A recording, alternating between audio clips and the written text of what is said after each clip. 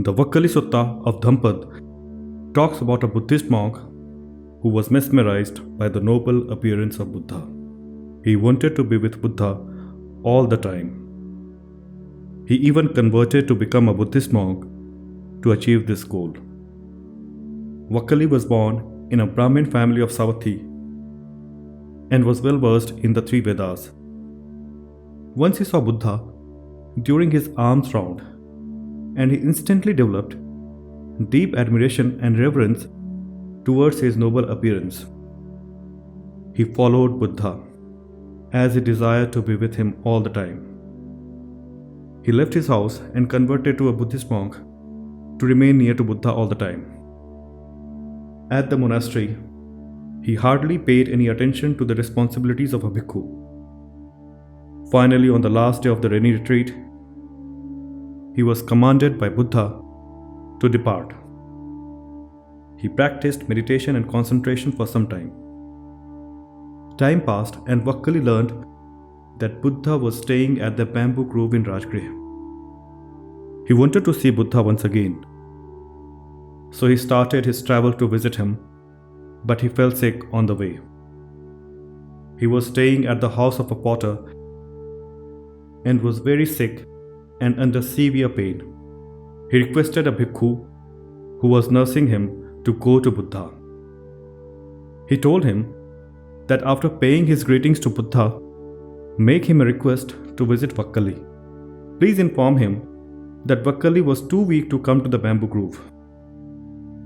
The bhikkhu went to the Buddha and invited him to visit Vakkali. Buddha accepted the request. He put on his robes and came to meet him.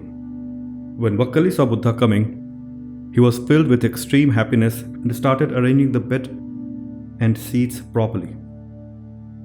Buddha asked him to stop doing that and said that there are many seats available, and he sat down. He inquired from Vakkali how was he feeling and if he was getting any better. Vakkali said that he was not getting any better and was in extreme pain. He also said that he was feeling very guilty and had deep regrets. Buddha asked why was he feeling guilty. Vakkali said that he always wanted to come and see the Buddha by himself. However, because of his extreme physical weakness, he was not able to see him. Buddha tried to comfort Vakkali. He told him that there was no virtue in seeing the physical body of Buddha. The only thing that matters is following the path of Dhamma. Buddha said to him, "One who sees the Dhamma sees me, and one who sees me sees the Dhamma." The words of Buddha were profound. They generated deep faith in Dhamma and unattachment towards anything physical and non-permanent. He attained freedom from the feeling of sorrow and pain. Buddha explained that the physical body is not permanent and is full of impurities. There is no need to admire and worship the physical body of Buddha.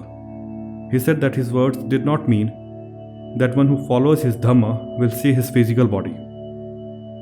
It only means that the real existence of Buddha lies in the Dhamma which he has taught.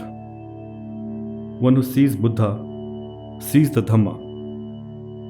It does not mean one who has seen the physical body of Buddha can see the Dhamma.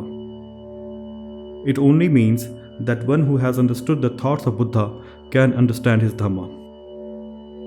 When a person actualizes this vision, the duality of Buddha and his Dhamma ceases to exist. The person can see the supreme truth, Buddha and his Dhamma as one.